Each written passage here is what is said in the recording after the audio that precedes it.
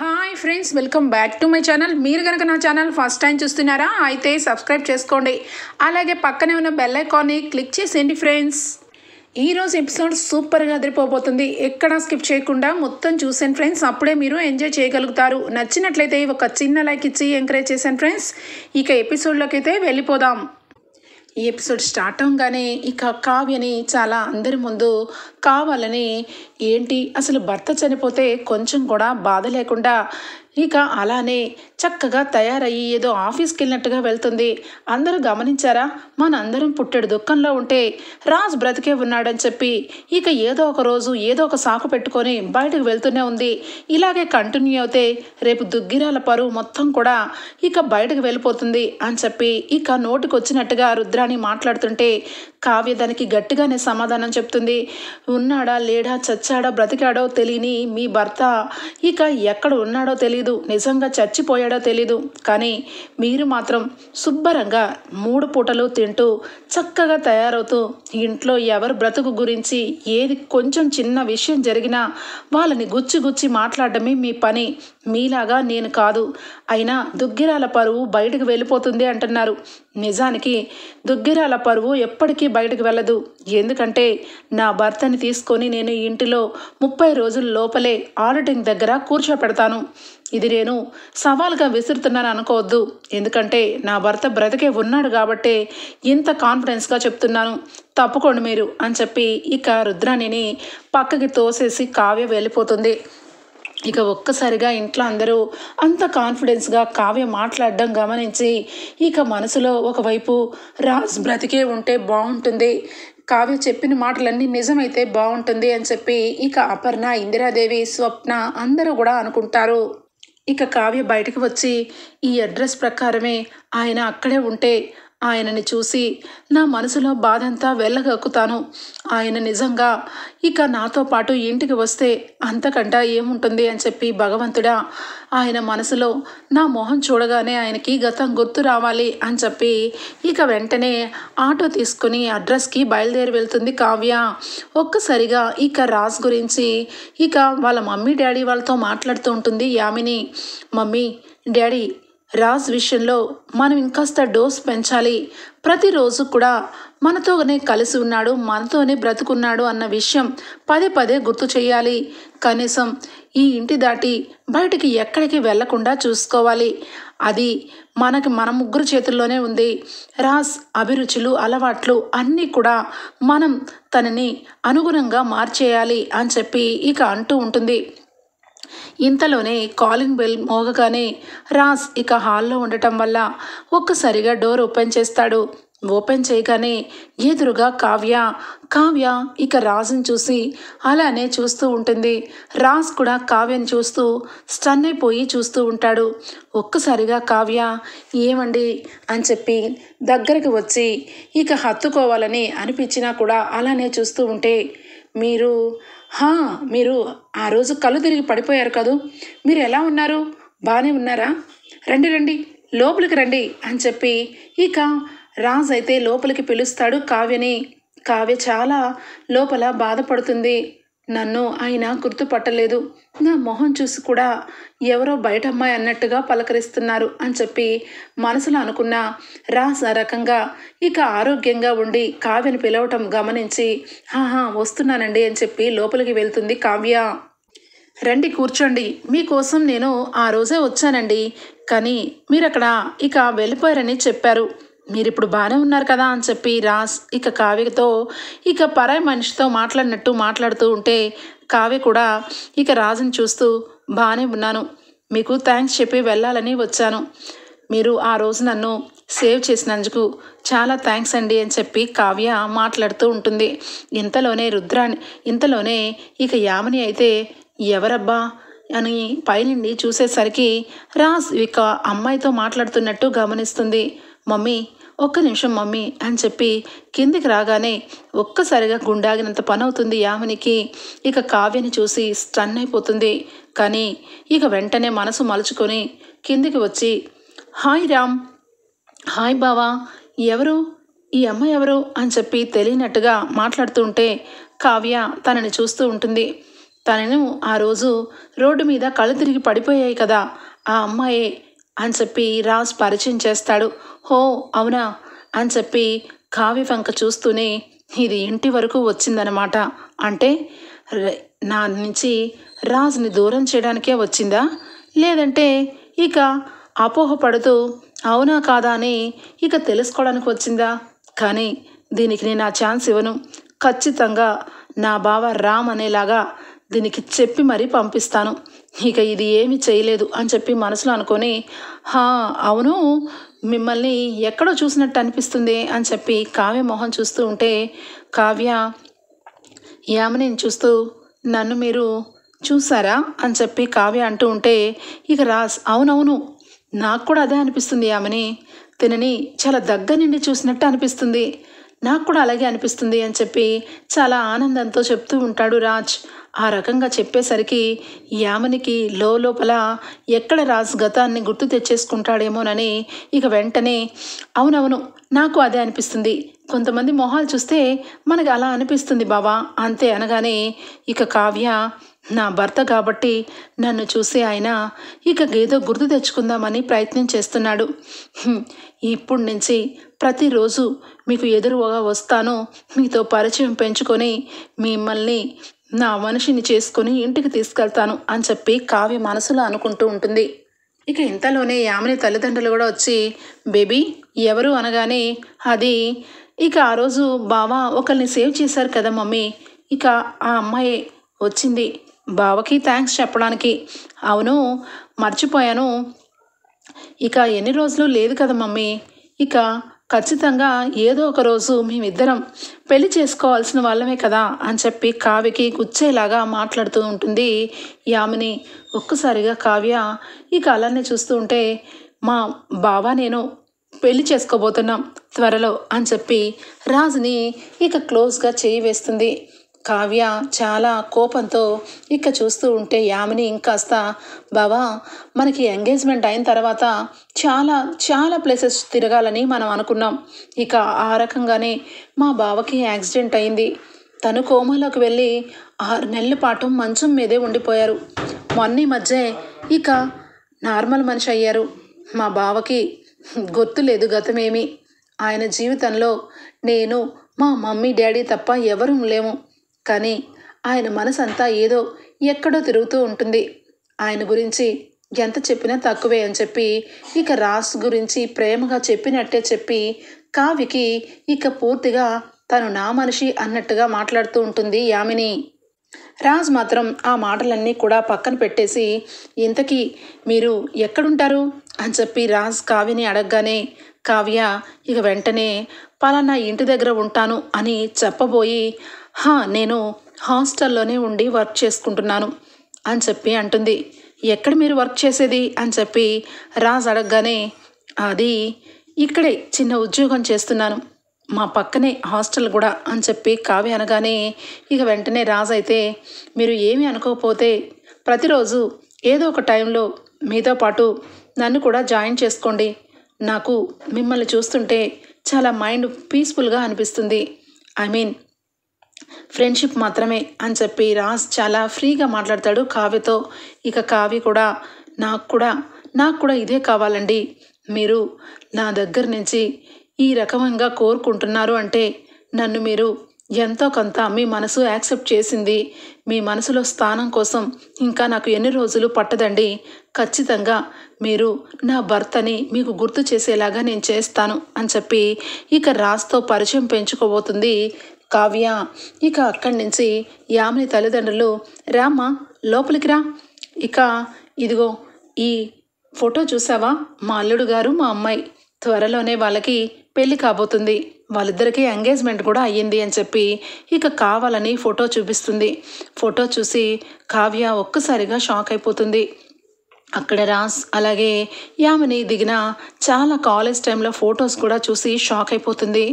ఇదంతా కూడా ఏంటిది, ఆయన నా భర్త, వీళ్ళేమో రామ్ అంటున్నారు బావ అంటున్నారు, ఈ ఫోటోలు సాక్ష్యంగా కనబడుతున్నాయి, అసలు ఏం జరుగుతుంది, ఇక నేను ఏం తెలుసుకోవాలి, నిజానికి ఆయన నా భర్త అని నా మనసు చెప్తుంది, వీళ్ళేమో వీళ్ళకి సంబంధించిన ఫోటోలతో నా మనసుని ఇక తప్పుతో పట్టిస్తున్నారా?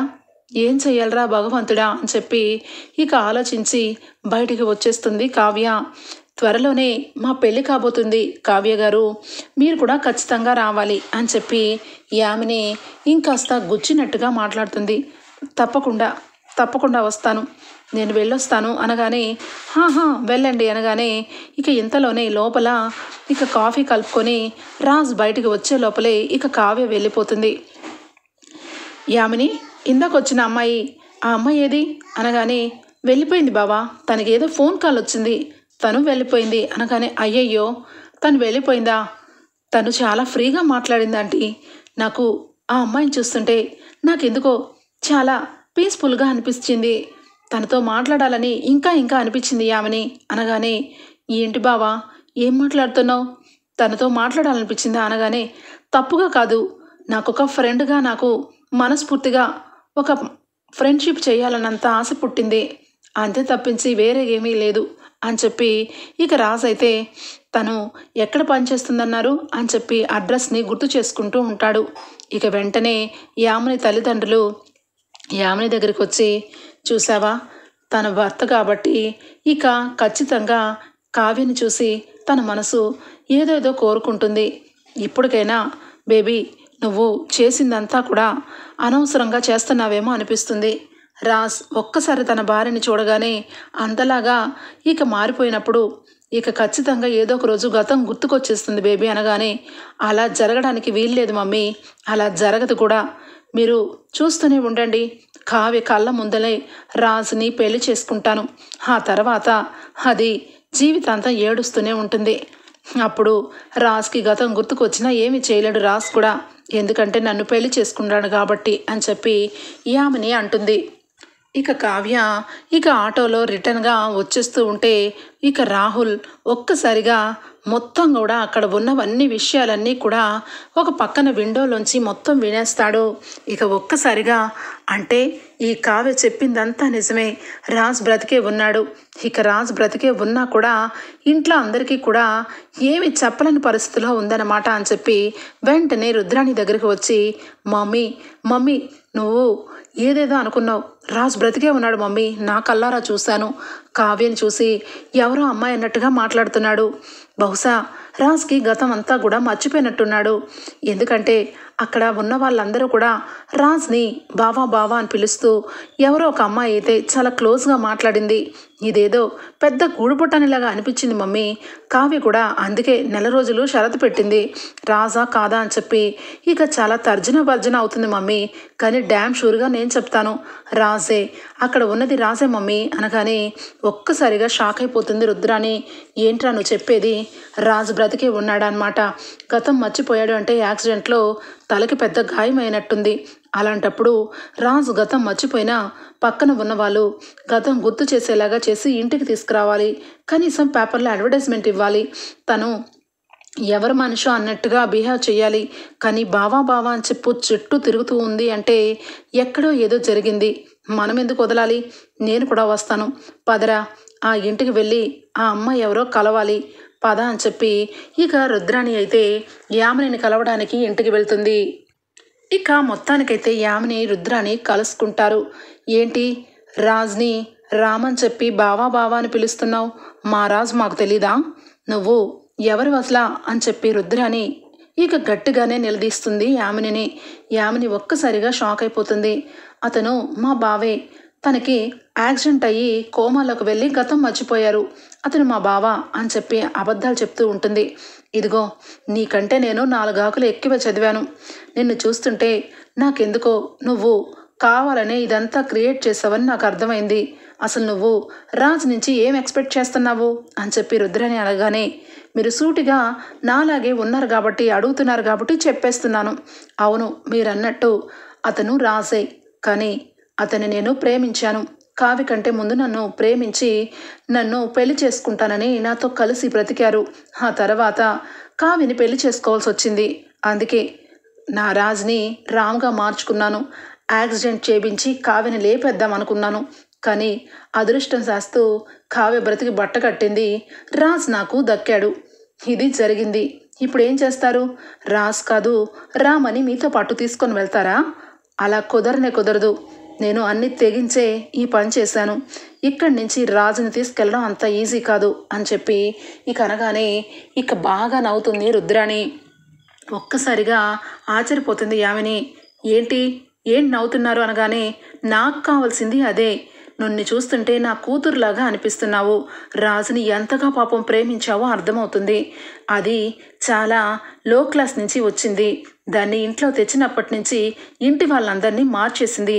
అది మరి బాగా టూ మచ్ తెలివితేటలతో ఉంది ఆ కావ్య. నీకే కరెక్ట్ రాజ్. నీతోనే రాజ్ జీవితాంతం ఉండాలి.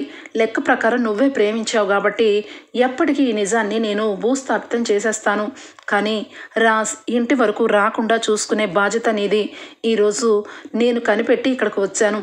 అలాగే రేపటి రోజు మా కుటుంబం అంతా ఇక్కడికి వచ్చి రాజుని తీసుకొని వెళ్ళిపోతే అప్పుడు నువ్వు ఇంత చేసి వేస్టే. కాబట్టి నా కూతురుగా చెప్తున్నాను, నువ్వు త్వరలోనే రాజుని పెళ్లి చేసుకో. లేదంటే వీలైనంత ఫారెన్కో తీసుకొని వెళ్ళిపో అనగానే ఇక ఒక్కసారిగా యామిని చాలా హ్యాపీగా ఫీల్ అవుతుంది. మీరు చాలా గ్రేట్. నా ప్రేమని మీరు అర్థం చేసుకున్నారు. వీలైనంత త్వరలో మీరు చెప్పినట్టుగానే రాజుని ఇక్కడి నుంచి దాటించేస్తాను అని చెప్పి ఇక అంటుంది యామిని. మొత్తానికైతే యామిని రుద్రాని ఇద్దరు చేతులు కలిపి కావ్యని రాజుని విడదీయాలని ప్లాన్ చేస్తారు. ఇక ఇంటికి వచ్చిన కావ్య రోజుకో రకంగా ఆలోచిస్తూ ఉంటుంది. రాజ్కి ఫోన్ చేయటం, రాజ్తో మాట్లాడడం, యామిని లేని టైంలో రాజ్ ఇక బయటికి వచ్చి కావ్యతో ఇక మాట్లాడడం జరుగుతూ ఉంటుంది. కావ్యతో ప్రతిసారి మాట్లాడిన ప్రతిసారి రాజ్కి ఎంతో తీపి జ్ఞాపకాలైన కావ్య గురించి ఆలోచన మొదలవుతుంది. కొత్తగా కావ్యని ప్రేమించడం స్టార్ట్ చేస్తాడు రాజ్. ఇంట్లో యామిని వాళ్ళ అమ్మా నాన్న ఏదో ఒక పనిలో ఉన్నప్పుడు కావ్యతో మాట్లాడుతూ ఉంటాడు. అలాగే కావ్య చెప్పిన మాటలన్నీ కూడా రాజుకి కూడా చాలా నచ్చుతూ ఉంటాయి. ఇక పదే పదే కావ్య ఆలోచనలు కావ్యతో ఉండాలని రాజ్కి అనిపిస్తూ ఉంటుంది. ఇక డ్యామ్ షూర్ నేను ఈ అమ్మాయిని ప్రేమిస్తున్నానని అర్థమవుతుంది. త్వరలోనే నేను తనని ప్రేమిస్తున్నాను అన్నమాట ఆ అమ్మాయికి చెప్పాలి అని చెప్పి రాజ్ మనసులో అనుకుంటాడు. కానీ ఒకవైపు యామినితో ఎంగేజ్మెంట్ అవ్వడం వల్ల రాజ్ మనసు సంకోచిస్తూ ఉంటుంది. ఏంటి ఈ లైఫ్లో ఈ అమ్మాయి తప్ప నాకు ఎవరూ వద్దనిపిస్తుంది. ఈ అమ్మాయి కోసం ఏమన్నా చేయాలనిపిస్తుంది. అసలు ఇదంతా ఎందుకు జరుగుతుంది? యామిని ఏమో చిన్నప్పటి నుంచి నా కోసమే బ్రతికేనంటుంది. అసలు ఏ రకంగా నేను యామినిని వద్దనుకుంటున్నానో ఈ అమ్మాయిని కావాలనుకుంటున్నాను అని చెప్పి రాజ్ అయితే సతమతమైపోతూ ఉంటాడు. ఇక ఈ విషయాలన్నీ కూడా మధ్య మధ్యలో అప్పుకి చెప్తూ ఉంటే అప్పు ఇక కావ్య చెప్పిన మాటల్లో ఎంతవరకు కరెక్ట్ ఉంది, ఎంతవరకు నిజం ఉంది అన్నది ఇక తెగ సగం పట్టించుకుంటూ ఉంటుంది, సగం తన వర్క్ చేసుకుంటూ ఉంటుంది. ఇక మొత్తానికైతే కావ్య ఒకరోజు అప్పు నీకు ఈరోజు ఒక విషయం చెప్పాలనుకుంటున్నాను. నువ్వు సీరియస్గా ఈ విషయంలో ఫోకస్ చెయ్యి అని చెప్పి అనగానే ఏ విషయం అక్క అనగానే ఇక మొత్తానికైతే స్కూల్ టీచర్ దగ్గరికి అలాగే హాస్పిటల్లో డాక్టర్ దగ్గరికి కలవమని చెప్తుంది. ఇక కావ్య చెప్పినట్టుగానే అప్పు కూడా నిజంగా రాజ్ బావ అయితే అసలు ఇక జ్ఞాపకం గతాన్ని గుర్తు చేయాల్సి వస్తే ముందు ఆ డాక్టర్ని అడగాలి, అసలు కోమా మ్యాటర్ ఏంటి అని చెప్పి మొత్తానికైతే డాక్టర్ని అలాగే టీచర్ని ఇద్దరిని కూడా గట్టిగా నిలదీస్తుంది అప్పు. అప్పుడు వాళ్ళు విషయాన్ని బయట పెడతారు. నిజానికి యామినినే మాతో ఇలా చెప్పించింది. అతను కోమాలో లేడు. అతను యాక్సిడెంట్లో ఒక 4 రోజుల క్రితమే జ్ఞాపకాన్ని మర్చిపోయాడు. దానివల్ల గతాన్ని మర్చిపోవడం వల్ల అతను ఇక ఎవరిని గుర్తుపట్టలేకపోతున్నాడు. అతన్ని గుర్తు చేయాలి అంటే ఇక ఇంట్లో విషయాలు కానీ అతనితో పాటు క్లోజ్గా ఉన్న వాళ్ళు కానీ ఎవరైనా కూడా తనకి చూపించవచ్చు. అతని ప్రాణానికి ఏమీ ప్రమాదం కాదు అని చెప్పి నిజం తెలుసుకుంటుంది అప్పు ఈ విషయం కావ్యకి చెప్తుంది. అక్క నువ్వు చెప్పింది 100% నిజం అక్క. అతను ఇక మన బావే. తను చెప్పింది అంతా కూడా అబద్ధం. ఆ యామిని ఇక డాక్టర్ని అలాగే ఇక ఈ స్కూల్ టీచర్ని అందరినీ బెదిరించి ఆ విధంగా చెప్పిందంట. నేను తెలుసుకున్నాను. అతను ఖచ్చితంగా బావే అక్క అని చెప్పి అనగానే లేదు అతను బావే నాకు తెలుసు. కానీ దాని దగ్గరకు వెళ్ళి ఏమండి మీరు నా భర్త అని చెప్పిన మరుక్షణం బావా జీవన్న కోమాలోకి వెళ్ళిపోతే అంటే అదంతా కూడా అబద్ధమంట. అతన్ని గుర్తు చేయాలి అంటే ఖచ్చితంగా మనం తన గతాన్ని గుర్తు చేయొచ్చంట. ఒకరోజు భావని నిన్ను ఇద్దరిని కలిపి ఒక ప్లేస్కి మీరు వెళ్ళండి. నువ్వు బావని పదే పదే ప్రతి విషయం గుర్తు చేయక్క. ఖచ్చితంగా బావకి గతం గుర్తుకొచ్చేస్తుంది. ఆ తర్వాత బావ ఇంటికి కూడా వచ్చేస్తాడు అని చెప్పి అప్పు అంటుంది. కానీ ఆ ఇంట్లో నుంచి బావ బయటికి రావాలి అంటే ఏం చేయాలో అర్థం కావట్లేదే అని చెప్పి ఇక అంటూ ఉంటుంది కావ్య. ఏదో ఒకటి చేసి బయటకు తీసుకొని రావాలి భావన, అంతే కదా అని చెప్పి ఇక మొత్తానికైతే అప్పు ఒక మనిషిని పంపించి రాజ్ ఫ్రెండ్ లాగా బయటకు తీసుకొని వస్తుంది. రాజ్, ఎవరు మీరు? నేను మీకు తెలుసా అనగానే తెలుసు మీరు నాకు బాగా తెలుసు, రండి అని చెప్పి ఇక యామిని లేని టైంలో రాజ్ని బయటకు తీసుకురాగానే అక్కడి నుంచి కావ్య అలాగే రాజ్ కారులో ఇక బయటకు వెళ్తారు. కావ్యం చూసి రాజ్, మిమ్మల్ని నేను ఏదేదో మాట్లాడాలనిపిస్తుంది, మీతోనే ఉండాలనిపిస్తుంది, కానీ ఇదంతా కూడా తప్పు అనిపిస్తుంది. నాకు ఆ యామినికి ఎంగేజ్మెంట్ అయింది అని చెప్పి ఇక రాజ్ అయితే కావ్యతో మాట్లాడుతూ ఉంటే కావ్య ఇక మొత్తానికైతే బూత్ బంగ్లా వైపు కారు పోనిమంటుంది. ఇక అక్కడ ఉన్న విషయాలన్నీ కూడా రాజ్కి కనపడేలాగా కావ్య పెళ్లి ఫోటోలు అలాగే అన్నీ కూడా అక్కడ డెకరేషన్ చేయిస్తుంది. ఇక లోపలికి అడుగు పెట్టిన ఒక్కసారిగా రాజ్కి కావ్య గుర్తులు అన్నీ కూడా గమనిస్తూ ఉంటాడు. ఇక కావ్యని చూసి ఒక్కసారిగా పెళ్లి ఫోటో వెనక్కి చూస్తాడు. ఇక అంతే, మొత్తం కూడా రాజ్కి గుర్తుకు వస్తూ ఉంటుంది. ఇక కొంచెం గుర్తుకు వస్తూ ముసుగులోంచి కావ్య మొహం గుర్తుకు వస్తుంది. ఒక్కసారిగా కళావతి అని చెప్పి అంటాడు. ఇక అంతే, దెబ్బకి గతం మొత్తం కూడా గుర్తుకు వస్తుంది. ఏమండి, నేనండి మీ కళావతిని అని చెప్పి ఇక అదే బూత్ బంగ్లాలో ఇక లైట్స్ ఆన్ చేయగానే కావ్యం దగ్గరికి వచ్చి రాజ్ ఇక ఒక్కసారిగా కళావతి అని చెప్పి ఇక యాక్సిడెంట్లో ఏ మాట అయితే అని ఇక గతం మర్చిపోతాడో అదే మాటతో అదే పేరుతో ఒక్కసారిగా గతం మొత్తం కూడా గుర్తుకు తెచ్చుకుంటాడు రాజ్. ఇక మొత్తానికైతే రాజ్కి అన్నీ కూడా గతాన్ని ఒకటి తర్వాత ఒకటి ఫోటోలు చూపిస్తూ ఇక గతాన్ని గుర్తు చేస్తూ ఉంటే రాజ్కి కావ్య మొహము పెళ్ళి అదంతా కూడా గుర్తుకు వచ్చి కళావతి అని చెప్పి ఒక రకంగా అయిపోతూ ఉంటాడు రాజ్. ఇక అప్పటికే యామినికి డౌట్ వచ్చేస్తుంది. ఇక నా రాజుని తీసుకొని ఈ కళావతి అక్కడికి వెళ్ళుంటుంది. దాన్ని అక్కడికక్కడే చంపేసి రాజ్కి గతాన్ని గుర్తు రాకముందే నా వాడిని చేసుకోవాలి, ఇలా జరగడానికి వీల్లేదు అని చెప్పి రౌడీని తీసుకొని అక్కడికి వెళ్తుంది యామిని. ఇక వెళ్ళిన మరుక్షణం అక్కడ ఇక రాజ్ ఇక కావ్య చుట్టుపక్కల ఇక ఎవరో ఉండరు. రాజ్, ఏమండి గుర్తు తెచ్చుకోండి, నేను మీ భార్యని, యాక్సిడెంట్ అయ్యింది నేనండి కళావతిని అనగానే కళావతి అని చెప్పి రాజ్ అనుకుంటూనే సృహ కోల్పోతాడు. ఏమండి ఏమైందండి? నేనే దురదృష్టవంతురాల్ని. అనవసరంగా మిమ్మల్ని నేను ఎక్కువ స్ట్రెస్ చేసి నేను మిమ్మల్ని నా చేతులని కోమాలోకి పంపించేలా చేశాను. నేను దురదృష్టవంతురాలనండి అని చెప్పి కావ్య బాధపడుతూ ఏడుస్తూ ఉంటుంది. ఇక అప్పుడే ఇక ఎంటర్ అయిపోతుంది యామిని. ఒక్కసారిగా అవును, నువ్వు దురదృష్టవంతురాలువే, ఎందుకంటే ఈ యామిని చేతిలో చిక్కిపోయావు. ఒకసారి తప్పించుకున్నావు, రెండోసారి ఇక బ్రతకమని నేను ఛాన్స్ ఇచ్చేస్తే నువ్వు మళ్ళా కోరి నాతోనే పెట్టుకుంటావా అని చెప్పి కావ్య మీదకి వస్తుంది.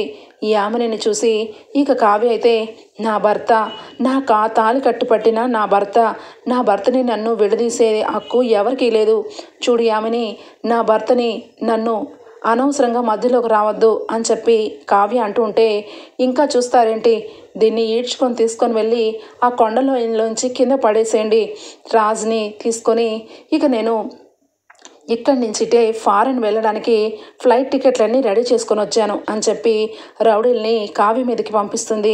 కావ్య వాళ్ళని వదలండి అని చెప్పి అంటూ ఉండగానే రెండు చేతులతో పట్టుకొని కావ్యని ఇక కిందకి పడేసేయడానికి తీసుకుని వెళ్తూ ఉంటే ఒక్కసారిగా ఇక రాజ్ మళ్ళగా కళ్ళు తెరుస్తాడు. బావా ఏమైంది బావా, ఏమైంది, ఇక్కడ ఎందుకున్నావు, పద ఇంటికి వెళ్ళిపోదాం అనగానే సరే అని చెప్పి మెల్లగా లెగుస్తాడు రాజ్. ఇక అక్కడి నుంచి ఏమండి అని చెప్పి గట్టిగా అరుపులు వినిపిస్తూ ఉంటాయి. ఒక్కసారిగా ఏమైంది యామిని, ఎవరో అరుస్తున్నట్టు అనిపిస్తుంది, ఏమండి అంటుంటే నాకు నా కళావతి అరుపుల్లా వినిపిస్తున్నాయి అనగానే కళావతి ఎవరు బావా? ఏదో ఏదో పీడకలు వచ్చినట్టుంది. పద బావా పద అని చెప్పి ఇక కావ్య మొహం చూడకుండా వెనక్కి తిరిగి తీసుకొస్తూ ఉంటే, వదులు గామిని వదులు అని చెప్పి అంటూ ఉంటే, ఏంటి బావా ఏంటి అలా రేస్ చేస్తున్నావు అనగానే ఒక్కసారిగా ఏమండి ఏమండి అని చెప్పి కావ్య కేకలు వినపడేసరికి వెనక్కి తిరిగి చూస్తాడు. ఇక కావ్యని రౌడీ మూక తోసేస్తూ ఉండగా రాజు వెళ్ళి ఇక వాళ్ళని చితకబాత్తాడు. కావ్యని సేవ్ చేస్తాడు. ఇంతలోనే ఆ లోయలో ఇక కావ్య చివరాఖరికి పడిపోతున్న టైంలో కావ్య చెయ్యి పట్టుకొని ఇక ఒక్కసారిగా రాజ్ పైకి లేపుతాడు. ఆ లోయలో ఆ వాతావరణం అంతా కూడా యాక్సిడెంట్ రోజు జరిగినట్టుగా రాజ్కి మొత్తం కూడా కనపడుతూ ఉంటుంది. ఇక ఇద్దరు కారులో వస్తూ కావ్యకి ప్రపోజ్ చేస్తూ ఉంగరం తొడిగి ఇక అక్కడి నుంచి డ్రైవింగ్ చేసుకున్నదంతా కూడా ఇక మైండ్కి తెలిసిపోతూ ఒక్కసారిగా కారు బోల్తా పడిందంతా కూడా గతం పూర్తిగా గుర్తుకొచ్చేస్తుంది.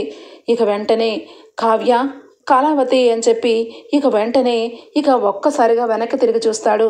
ఇక కావ్య కనపడుతూ ఉంటుంది. పరుగున వచ్చి, కళావతి నీకేమీ జరగలేదు కదా, ఏమీ జరగలేదు కదా, పెద్ద ప్రమాదం, కారు బోల్తా పడిపోయింది, నా కళావతి నాకు దూరం అయిపోయిందని నేను చాలా బాధపడ్డాను అని చెప్పి మమ్మీ డాడీ వీళ్ళందరూ బాగానే ఉన్నారు కదా అని చెప్పి మొత్తం గతం గుర్తు తెచ్చుకుంటాడు రాజ్. ఇక అంతే, ఇక యామినికి ఫీజులు ఎగిరిపోతాయి.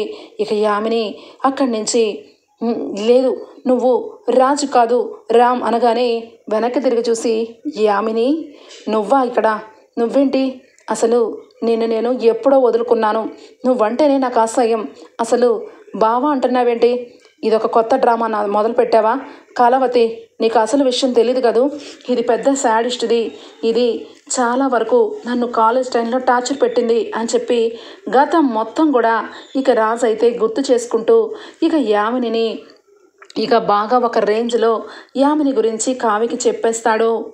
చూడు యామిని, నేను నా భార్య తప్ప నీకు ఎప్పటికీ నా గుండెల్లో స్థానం ఉండదు. నా భార్య నేను తప్ప నువ్వు ఎప్పుడు కూడా నాతో లైఫ్ లాంగ్ ఉంటానని అనుకోవడం చాలా తప్పు. మర్యాదగా ఇంకెప్పుడు కూడా మా జోలికి రావద్దు అని చెప్పి రాజ్ చాలా మర్యాదగా చెప్తూ ఉంటాడు. అంటే నువ్వు నీ భార్య తప్ప నేను మాత్రం ఒంటరిదాన్నా? రాజ్ నీకు చెప్తున్నాను, నాకు కావాల్సిందే, చిన్నప్పటి నుంచి నేను ఏది కావాలంటే అది నాకు దక్కాల్సిందే. నువ్వు కావ్య ఇద్దరు కూడా భార్యాభర్తలు అయిపోవడం వల్లేగా మీరిద్దరూ ఒకటంటున్నారు. అంటే నేను పరాయి దానిలా కనబడుతున్నానా? సరే, ఇప్పుడు నేను ఒక నిర్ణయం తీసుకున్నాను. ఖచ్చితంగా మీరిద్దరూ ఒక్కటే అవ్వండి, కానీ బ్రతికి కాదు, చచ్చిపోయి ఆ యాక్సిడెంట్లో ఇద్దరు బ్రతికారు. అప్పుడే అనుకున్నాను నువ్వు నాకు సొంతమని. కానీ ఎప్పుడైతే నువ్వు రెండోసారి కూడా బ్రతికి బట్ట కట్టి కూడా కావ్య కళావతి అని చెప్పి నన్ను దూరం చేసి మాట్లాడుతున్నావు ఎప్పుడో, ఇక నాకు నువ్వు అవసరం లేదు, నీ భార్య అవసరం లేదు, మీరిద్దరిని చంపేబోతున్నాను అని చెప్పి ఒక్కసారిగా రివాల్వర్ తీసి షూట్ చేయబోతుంది రాజ్ని కావ్యని. ఇక అప్పుడు అప్పు అయితే పోలీస్ బృందంతో అక్కడ దిగుతుంది. హ్యాండ్స్ అప్ అని చెప్పి అనగానే దెబ్బకి షాక్ అయిపోతుంది అనామిక. ఒక్కసారిగా ఇక చేతులకు సంకెళ్ళు వేసి, నేను ఒక్కసారిగా ఇంట్లోనే అరెస్ట్ చేసేదాన్ని, కానీ నువ్వు ఎలాంటి దానివో ఏ రకంగా చేస్తున్నావో అందరికీ తెలియాలి కదా, అందుకే డిపార్ట్మెంట్ మొత్తానికి నీ గురించి తెలిసేలా చేశాను. నువ్వు ఎప్పటికీ ఇక బయటికి రాలేవు. మా అక్కని మా బావని ఇద్దరిని చంపేద్దామని చూస్తావా, నీకెంత ధైర్యం అని చెప్పి ఇక అప్పు అయితే చేతికి సంకెళ్ళు వేస్తుంది. ఇక కావ్య ఆగప్పు అని చెప్పి నడుచుకుంటూ వస్తుంది. ఏంటా అని చెప్పి రాజు చూస్తూ ఉంటే ఇక యామిని చంప చెల్లు అనిపిస్తుంది కావ్య. ఏంటి, నన్ను నా భర్తని విడదీసి నువ్వు నా భర్తని సొంతం చేసుకోవాలని చూస్తావా? నా భర్తకి గతం మర్చిపోయేసరికి నేను ఎవరో అన్నట్టు ఇక ఆయన దగ్గర మార్చేసి నువ్వు మా ఆయన్ని పెళ్లి చేసుకోవాలనుకుంటావా? మరొక్కసారి నా భర్తని కోరుకుంటే ఈసారి నిన్ను ఈ లోయల్లోనే పడేస్తాను. తీసుకెళ్ళవే అప్పు, ఇలాంటి దాన్ని అసలు రోడ్డు మీద తిరగనివ్వకుండా చెయ్యి, దీనికి జీవితాంతం జైల్లో వెయ్యి అని చెప్పి కావ్య అయితే చాలా ఎమోషనల్తో ఇక చెంప దెబ్బ కొడుతుంది. ఇక రాజు అయితే కళావతి అని చెప్పి ఇద్దరు కూడా చాలా సంతోషంగా, ఏమండి ఈరోజు మార్చ్ మంత్ మీకు గుర్తుంది కదా అనగానే, ఎందుకు గుర్తులేదు, ఆడిటింగ్కి ఖచ్చితంగా నేను ఉండాలి, పద కళావతి ముందు మమ్మీ డాడీని నానమ్మని అందరినీ కలవాలి అని చెప్పి ఇక మొత్తానికైతే రాజుని తీసుకొని కావ్య ఇంటికి వెళ్తుంది. ఒక్కసారిగా కుటుంబ సభ్యులందరూ కూడా రాజుని చూసి ఎమోషనల్ అయిపోతారు. రాజు అందరినీ చూసి మీ అందరినీ బాధ పెట్టాను, నా గతం మర్చిపోవడం వల్ల నేను రాలేకపోయాను మమ్మీ అని చెప్పి ఏడుస్తాడు. దాంతో నాన్న మొత్తానికైతే ఇక నువ్వు ప్రాణాలతోనే ఉన్నావన్నమాట నిజమని కావ్య ప్రూవ్ చేసింది. కావ్యని పిచ్చిదాన్ని చేసింది ఈ రుద్రాని లాంటి వాళ్ళు ఇంట్లో ఉంటే ఎంతటివైనా జరుగుతూనే ఉంటాయి. ఈ రుద్రాని ఇంట్లో వద్దు అని చెప్పి ఇక అపర్ణ అయితే రుద్రాణిని బయటికి వెళ్ళిపోమంటుంది. అదేంటి వదిన, నేను రాజు లేడని అనుకున్నాను, మీలాగే నేను అనుకున్నాను అనగానే ఏమీ కాదు, నువ్వు డేంజర్ ఫెలోవి, నువ్వు ఇక యామినితో చేతులు కలిపావు, నువ్వు యామినితో మాట్లాడటం నేను విన్నాను అని చెప్పి ఇక కావ్య అయితే అందరి ముందు ఇక రుద్రాని బండారాన్ని కూడా బయటపెడుతుంది. యామిని రుద్రాని కలిసి రాజ్ కావ్యని విడదీయాలని చూశారన్న పచ్చి నిజాలన్నీ కూడా కావ్య మొత్తం చెప్పేస్తుంది. ఎందుకంటే ప్రతిరోజు రుద్రాని యామినితో మాట్లాడడం కూడా వింటుంది కాబట్టి. ఓకే ఫ్రెండ్స్, రాబోయే ఎపిసోడ్లో ఇక రుద్రాని అయితే ఇల్లు దాటి బయటికి వెళ్ళిపోతుంది. రాజ్ కావ్య అయితే ఇద్దరు కూడా హ్యాపీగా కలిసిపోతారు. కావ్య కళ్ళు తిరగడం వల్ల కావ్య ప్రెగ్నెంట్ అని కూడా దుగ్గిరాల ఇంట్లో తెలిసిపోతుంది. మొత్తానికైతే ఈ విధంగా ఎపిసోడ్ అయితే ఎండింగ్ అవుతుంది. రాబోయే ఎపిసోడ్స్లో ఏం జరగబోతుందో ముందుగానే తెలుసుకోవాలనుకుంటే ఇప్పుడే ఇక్కడే మా ఛానల్ని సబ్స్క్రైబ్ చేసుకోండి friends. Bye, take care, thank you for watching.